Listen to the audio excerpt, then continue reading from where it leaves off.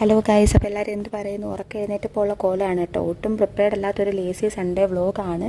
ഞാൻ മുഖമൊക്കെ നന്നായിട്ട് തേച്ചരച്ചൊക്കെ കഴുകി മുടിയെല്ലാം കെട്ടി പല്ലൊക്കെ തേച്ച് നല്ല അടിപൊളി ആവുന്നുണ്ട്.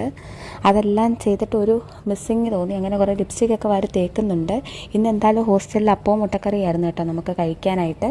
മുട്ട ഞാൻ പൊളിച്ചതിൻ്റെ ഭംഗി കൊണ്ടാണ് കേട്ടോ അങ്ങനെ ഇരിക്കുന്നത്. പിന്നെ കുറേ നേരം നിങ്ങളോട് കത്തിയൊക്കെ അടിച്ച് അപ്പോൾ പിന്നെ ഞങ്ങൾ സിനിമ കാണാൻ പോകുന്നുണ്ടായിരുന്നു. തലവൻ സിനിമ കാണാനായിരുന്നു പോയത്. ഈ കാണിക്കുന്നതൊക്കെ എൻ്റെ മേക്കപ്പും കാര്യങ്ങളൊക്കെ നിങ്ങളെ കാണിക്കുകയാണ് കേട്ടോ.